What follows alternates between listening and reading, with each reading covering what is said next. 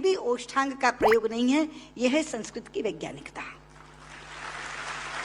लेकिन लोग आजकल कहते हैं कि संस्कृत तो बोलचाल की भाषा नहीं बन सकती, संस्कृत कभी जनभाषा नहीं रही। शायद इससे बड़ी अज्ञानता की बात कोई दूसरी नहीं हो सकती। संस्कृत जनभाषा रही है।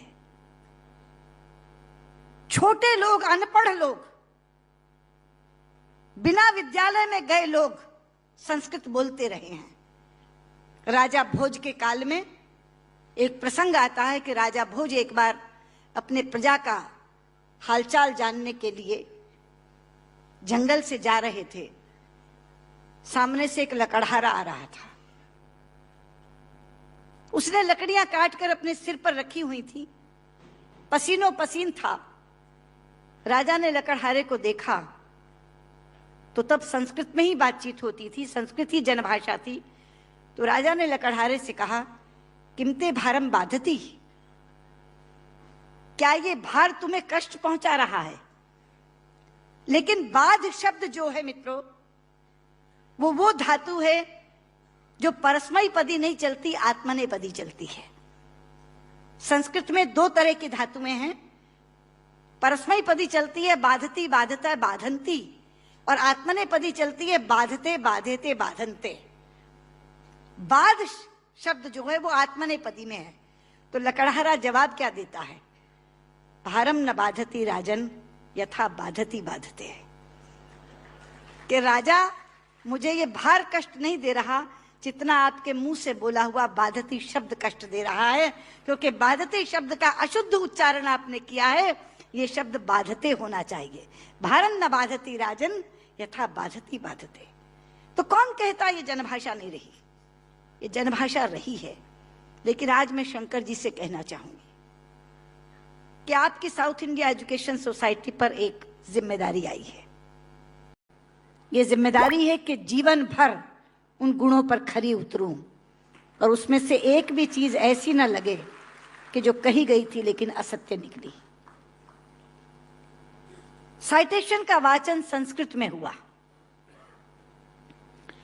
शंकर जी, संस्कृत के प्रति आपकी निष्ठा और अनुराग देखकर मेरा मन बहुत प्रफुल्लित हुआ है,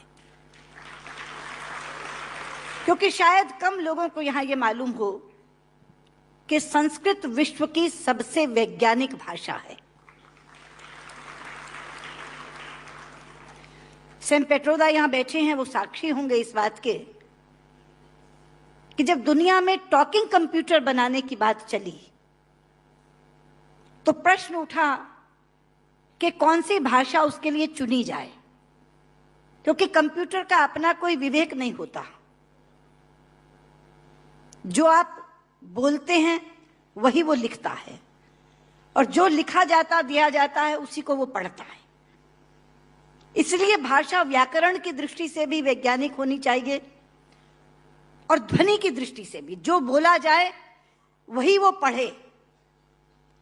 तो आज गर्व से माथा ऊंचा करके कह सकती हूं कि विश्व की तमाम भाषाओं की समीक्षा करने के बाद जिस भाषा को सर्वथा उपयुक्त पाया गया कंप्यूटर के लिए, वो संस्कृत है। क्योंकि जैसे अंग्रेजी में NO नो भी नो है और KNOW भी नो है। अब अगर आप कंप्यूटर को बोलें आई नो दिस, तो लिखेगा INO नो दिस, कोई अर्थ ही नहीं निकलेगा उसका। कहीं T साइलेंट हो जाता है तो कहीं E साइलेंट हो जाता है। बोलते हैं, लिखते हैं एंटरप्रेन्योर, बोलते हैं एंटरप्रेन्योर। वो विवेकहीन कंप्यूटर कैसे देखेगा इसको?